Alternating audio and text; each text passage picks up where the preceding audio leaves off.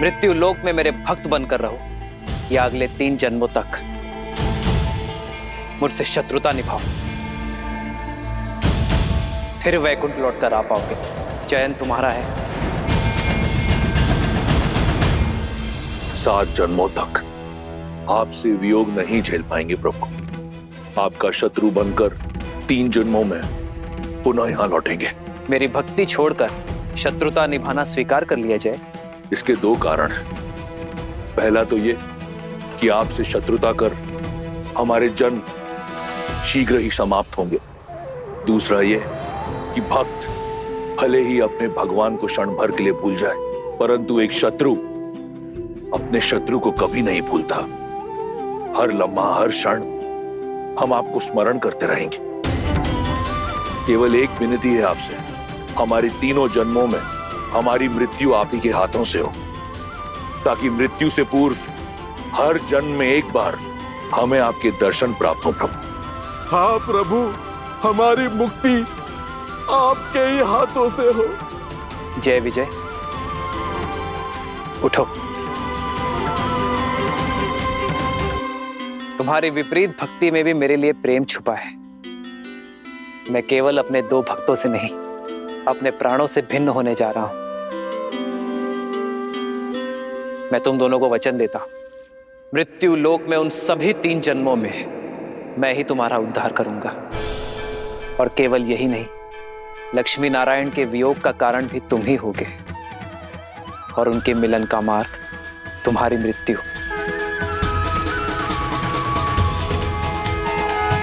यही जय विजय पिछले जन्म में हिरण्याक्ष और हिरण्यकश्यप के रूप में जन्मे थे और नारायण के हाथों मुक्त हुए थे। रुकिए, पर यह कथा आप मुझे अब क्यों सुना रहे हैं? स्मरण कीजिए देवी, आपने ही तो मुझसे प्रश्न पूछा था कि हनुमान कुंभकर्ण का वध करते करते रुक क्यों गए थे।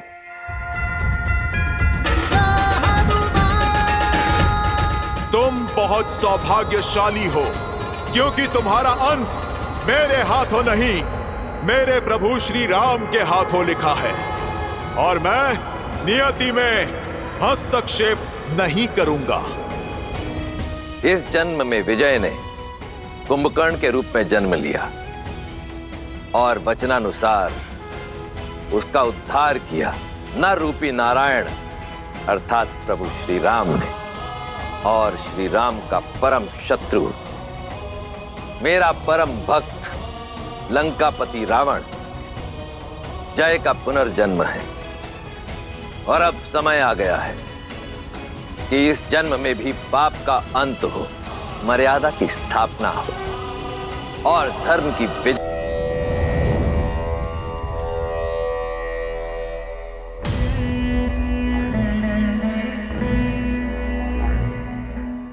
आश्चर्य हुआ, तुम्हारे कारण मेरा विजय का नाद मुझसे छूट गया। तुम्हारे विश्वासघात के कारण मेरा विजय श्री का यज्ञ अधूरा रह गया। रावण की विजय तुमने शत्रु को भेंट दे दी, और अब मेरे समक्ष ये विजय तिलक लाने का ढोंग रच रही हो। मैंने सर्वदा आपको समझाने का प्रयास किया है लंकेश, आपको रोकने का भी प्रयास किया। कभी स्वप्न में भी आपके आयत नहीं चाहा मैंने। और यदि आज भी आशा की तनिक किरण दिखाई दे मुझे, तो आपको आज भी रोकूंगी मैं। और मेरा धर्म भी यही कहता है। तुम्हारे धर्म की परिभाषा अधूरी है मंदोदरी। धर्म तो मैं निभाऊंगा, एक राजा होने का, एक भाई होने का, एक पति होने का, एक योद्धा होने का। लंका का वो हर वीर जिसे इस युद्ध में वीरगति प्राप्त हुई, उसकी मृत्यु निरर्थक नहीं होगी। उसकी मृत्यु को कीर्ति मैं दिलवाऊंगा। इसलिए ये ढोंग की आवश्यकता नहीं। ढोंग नहीं है, ये मर्यादा है आपकी और मेरी। तुम्हारे नेत्रों में स्पष्ट दिख रहा है कि विजय की कामना तुम्हें रावण के लिए नहीं, किसी और के लिए है। मैं कामना करूंगी कि आपको शांति मिले। यही तो दुर्भाग्य रहा है मेरा। मुझे सदैव अपनों ने धोखा दिया। अंदरूनी चोट दिखती नहीं, परंतु बहुत दुखदाई होती है। एक और वो राम है जिस पर उसके भाई और उसकी पत्नी को अडिग विश्वास है, और एक और रावण जिसके भाई विभीषण ने भेदी बनकर लंका का नाश कर दिया, और एक और तुम जिसे अपने पति पर कोई विश्वास नहीं। खड़ी है अपने पति के समक्ष, परंतु उसके नेत्रों में उस कथित नारायण की भक्ति दिख रही है। परंतु तिलक रावण के लिए। बचपन से हर युद्ध मैंने अकेला लड़ा है, और आज भी ये युद्ध अकेला लड़ने जा रहा हूं, राम और उसके मरकटों की सेना के विरुद्ध। इस युद्ध का परिणाम रावण निर्धारित करेगा। दुर्भाग्य तो मेरा है लंकेश। पहले अपने नेत्रों के समक्ष अपने पुत्रों को खो दिया, और आज आपको खोने जा रही हूं। तुम उस रावण के समक्ष खड़ी हो जिसे वरदान मिला ब्रह्मा से, परम भक्त माना महादेव ने, और जिसका संहार करने नर के रूप में कथित नारायण आया है। चिंता मत करो, वो बालक इस रक्षराज को नहीं मार पाएगा। महादेव को वचन दिया है मैंने कि उसकी चिता की भस्म से उनकी आरती करूंगा। प्रतीक्षा करना, शीघ्र ही भेंट होगी। हर हर महादेव। लंकेश,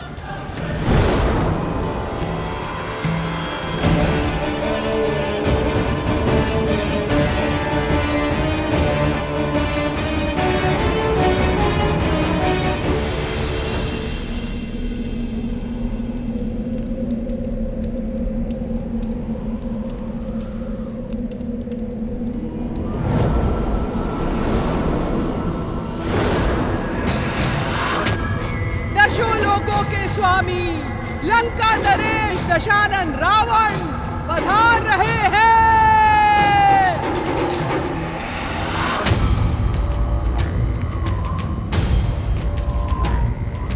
यस्य देवस्य तद्धर्वाः पिशाचपटः पुरगाः विद्रवन्ति भयादभीता मरुभिद्यो इव सदा प्रजाः।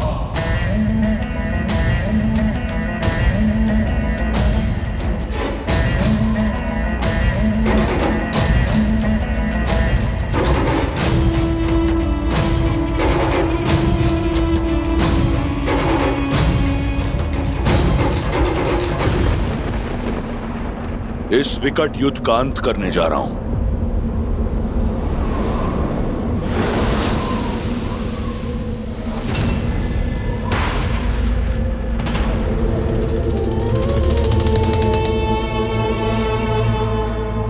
परंतु जानती हो इसका आरंभ कितना विचित्र है।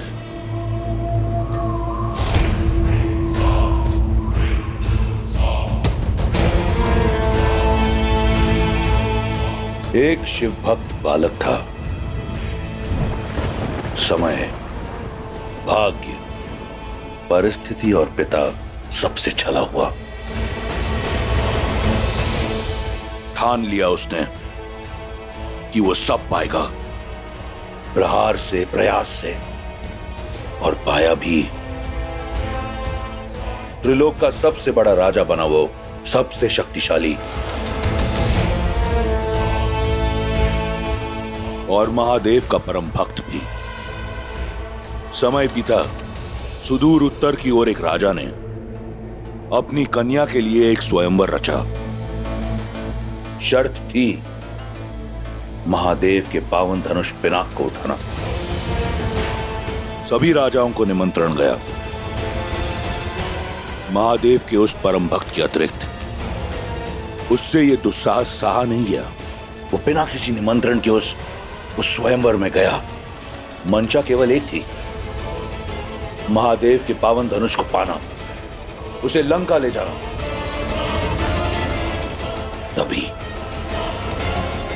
तभी उसकी दृष्टि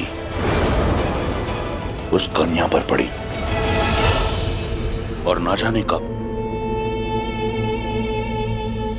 पिनाक को पाने की चाह भूल उस कन्या को पाने का हट सवार हो गया। फिर जो हुआ वो असंभव था। कैलाशपति समेत कैलाश को उठाने वाला वो उस धनुष को नहीं उठा पाया। यदि वो चाहता तो उसी क्षण उस कन्या को अपने साथ ले जाता, परंतु उसने ऐसा नहीं किया।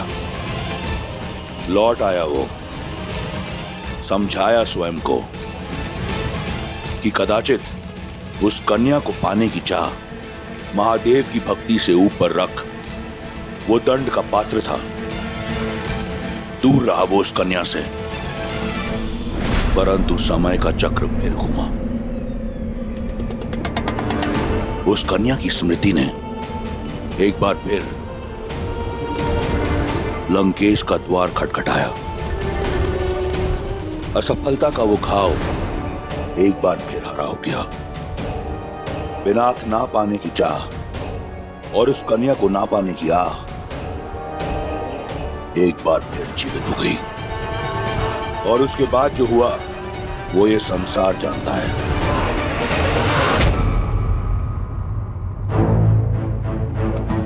परंतु आज मुझे इस बात का ज्ञान हुआ कि जो भी हुआ वो एक छल था, एक षड्यंत्र था। वो स्वयंवर, वो धनुष, वो कन्या तुम सी था। सब एक बहाना था। शिव धनुष को उठाना नहीं, शिव के इस परम भक्त को गिराना था। मेरी भक्ति को नीचा दिखाना था। यही था देवताओं का षड्यंत्र। परंतु वो देवता ये नहीं जानते कि मैं लंकेश दशानन रावण हूं। अकेला जाऊंगा मैं राम और उसकी मरकटों की सेना के विरुद्ध युद्ध भूमि में। उस राम की चिता की भस्म से अपने महादेव की आराधना करूंगा मैं।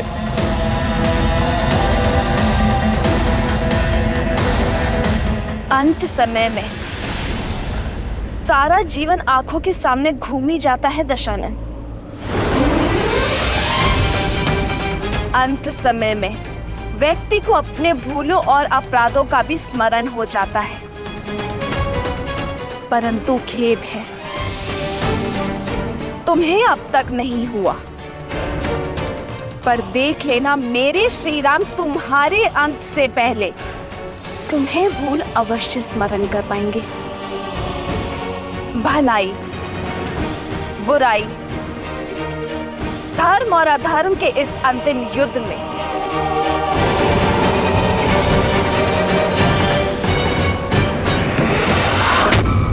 विजय धर्म की ही होगी, सत्य की ही होगी। धर्म अधर्म और पाप पुण्य का ये अनंत महायुद्ध बड़ा है।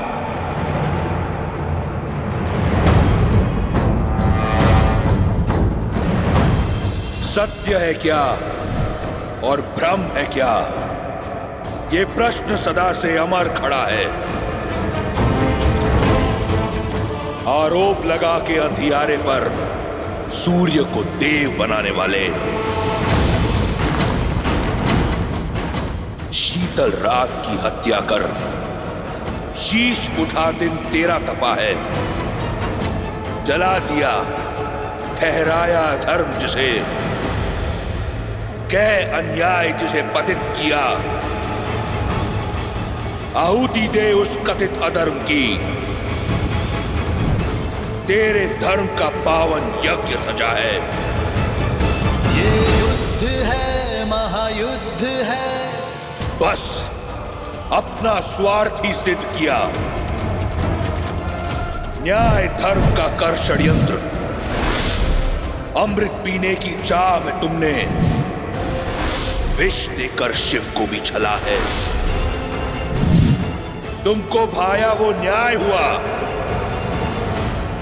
और शेष सभी अन्यायी तुम्हारे प्रहार से बहे लहू ने अन्याय का ये महाअस्त्र रचा है। ये युद्ध है महायुद्ध है, राम शांत रावण क्रुद्ध है, क्रुद्ध है।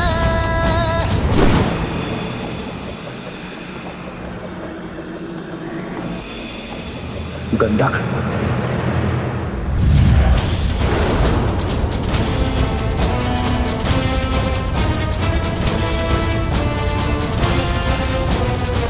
घमंड और प्रचंड लंकापति, माता सीता के नयन में आस है भरी।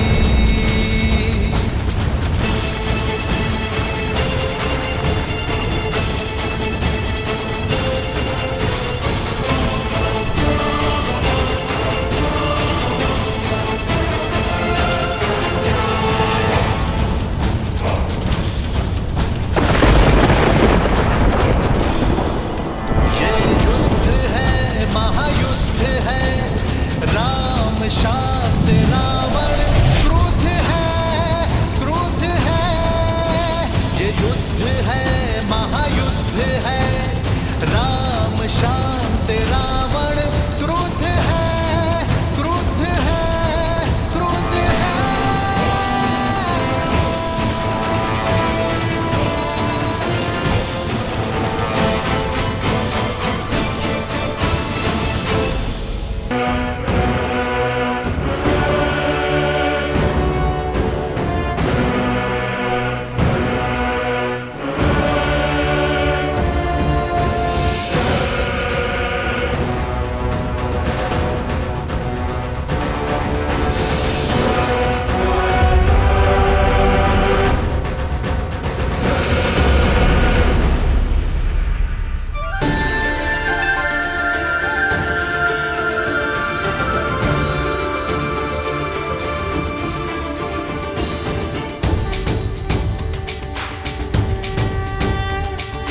श्री रामचंद्र कृपालु भजु मन हरण भव भय दारुणम्। श्री राम राम राम, श्री राम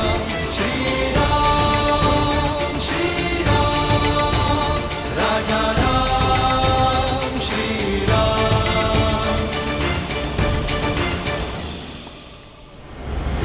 देवस्य गंधर्वा पिशाच पटक पुरगाः, रमन्ति भयात् भीता मरुभिद्यो इव सदा प्रजाः।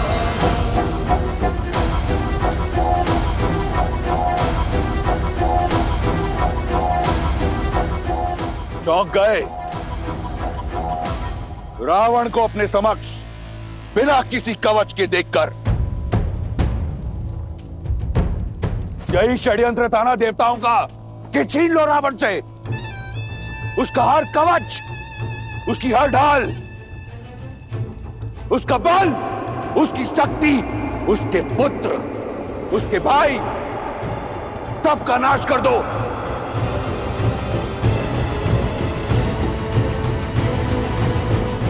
उसके उपरांत रावण का संहार होगा।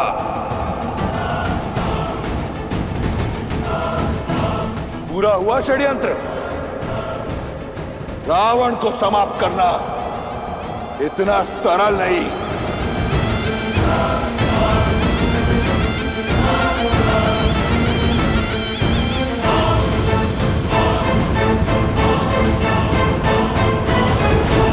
कि उन देवताओं को स्मरण नहीं कि मैं वो दशानन हूं जिसने अपने बल से लंका पाई,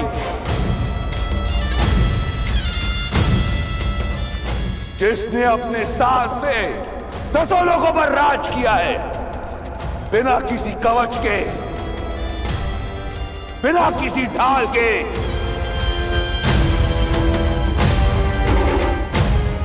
सुन रहे हो देवताओं?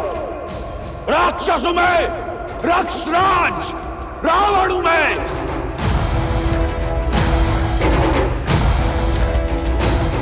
बिना किसी ढाल, बिना किसी कवच के अजय हूं मैं, अजय हूं मैं।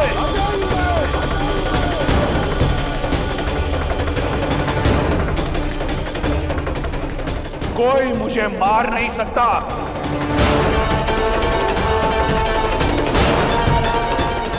और आज के उपरांत सिद्ध कर दूंगा मैं कि केवल एक संस्कृति रहेगी, राक्षस संस्कृति, राक्षस संस्कृति, राक्षस संस्कृति। और केवल एक विजय मंत्र होगा, वयम वयम रक्षा रक्षा।